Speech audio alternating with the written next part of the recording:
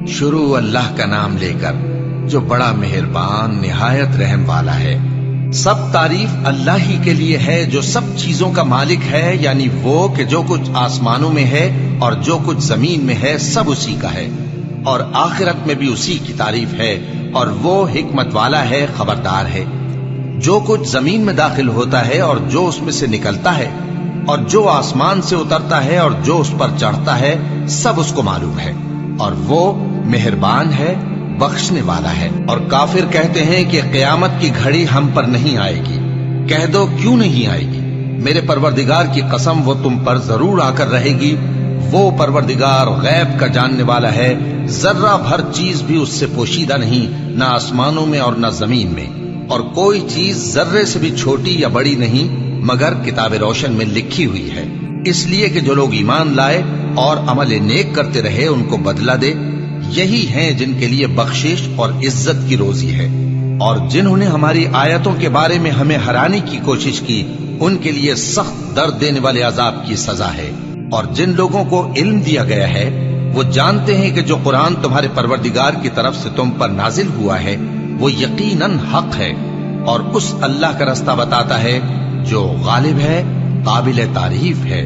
اور کافر کہتے ہیں کہ بھلا ہم تمہیں ایسا آدمی بتائیں جو تمہیں خبر دیتا ہے کہ جب تم مر کر بالکل ریزہ ریزہ ہو جاؤ گے تو تم نئے سرے سے پیدا ہوگے؟ یا تو اس نے اللہ پر جھوٹ باندھ لیا ہے یا اسے جنون ہے۔ بات یہ ہے کہ جو لوگ آخرت پر ایمان نہیں رکھتے وہ آفت اور پرلے درجے کی گمراہی میں پڑے ہیں۔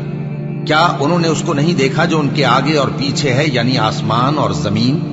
اگر ہم چاہیں تو ان کو زمین میں دھسا دیں یا ان پر آسمان کے ٹکڑے گرا دیں، اس میں ہر بندے کے لیے جو رجوع کرنے والا ہے ایک نشانی ہے۔ اور ہم نے داؤد کو اپنی طرف سے برتری بخشی تھی اور کہا تھا اے پہاڑوں ان کے ساتھ تسبیح کرو، اور پرندوں کو ان کا مسخر کر دیا، اور ان کے لیے ہم نے لوہے کو نرم کر دیا کہ کشادہ زرہیں بناؤ اور کڑیوں کو اندازے سے جوڑو، اور نیک عمل کرو، جو عمل تم کرتے ہو میں ان کو دیکھنے والا ہوں۔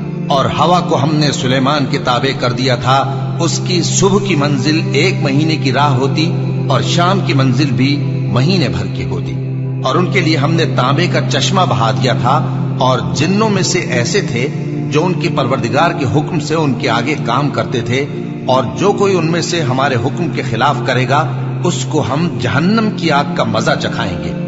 وہ جو چاہتے یہ ان کے لیے بناتے، یعنی قلعے اور تصویریں اور بڑے بڑے لگن جیسے تالاب اور دیگیں جو ایک ہی جگہ رکھی رہیں۔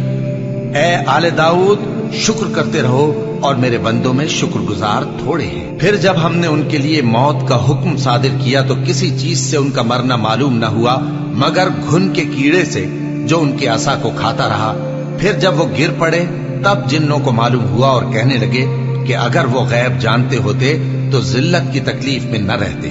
اہل سبا کے لیے ان کے وطن میں ایک نشانی تھی، یعنی 2 باغ، ایک داہنی طرف اور ایک بائیں طرف۔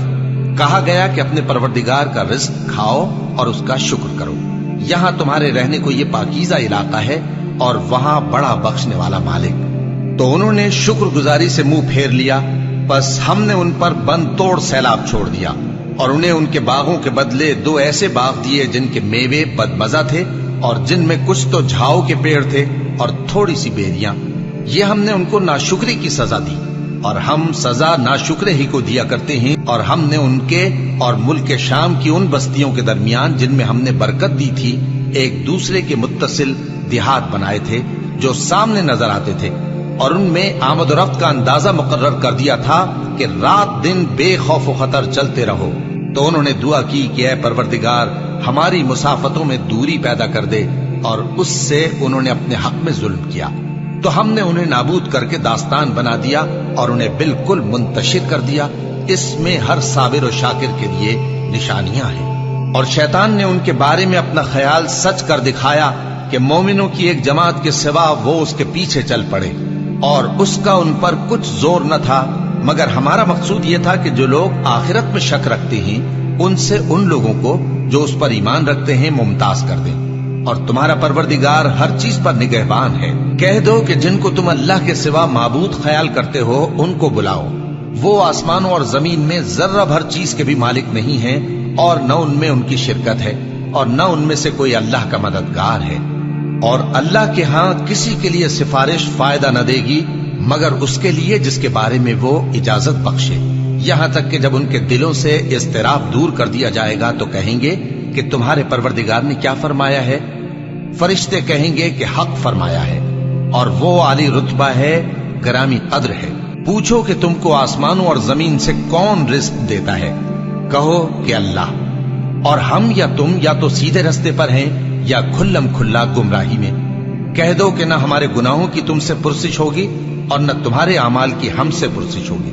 کہہ دو کہ ہمارا پروردگار ہم کو جمع کرے گا، پھر ہمارے درمیان انصاف کے ساتھ فیصلہ کر دے گا، اور وہ خوب فیصلہ کرنے والا ہے، صاحب علم ہے۔ کہو کہ مجھے وہ لوگ تو دکھاؤ جن کو تم نے اللہ کا شریک بنا کر اس کے ساتھ ملا رکھا ہے۔ کوئی نہیں، بلکہ وہی اللہ غالب ہے، حکمت والا ہے۔ اور اے محمد صلی اللہ علیہ وآلہ وسلم، ہم نے تم کو تمام لوگوں کے لیے خوشخبری سنانے والا اور ڈرانے والا بنا کر بھیجا ہے، لیکن اکثر لوگ نہیں جانتے، اور کہتے ہیں اگر تم سچ کہتے ہو تو بتاؤ یہ قیامت کا وعدہ کب پورا ہوگا؟ کہہ دو کہ تم سے ایک ایسے دن کا وعدہ ہے جس سے نہ ایک گھڑی پیچھے رہو گے اور نہ آگے بڑھو گے۔ اور جو کافر ہیں وہ کہتے ہیں کہ ہم نہ تو اس قرآن کو مانیں گے اور نہ ان کتابوں کو جو اس سے پہلے کی ہیں، اور کاش ان ظالموں کو تم اس وقت دیکھو جب یہ اپنے پروردگار کے سامنے کھڑے ہوں گے اور ایک دوسرے پر الزام دھر رہے ہوں گے۔ جو لوگ کمزور سمجھے جاتے تھے وہ بڑے لوگوں سے کہیں گے کہ اگر تم نہ ہوتے تو ہم ضرور ایمان لے آتے۔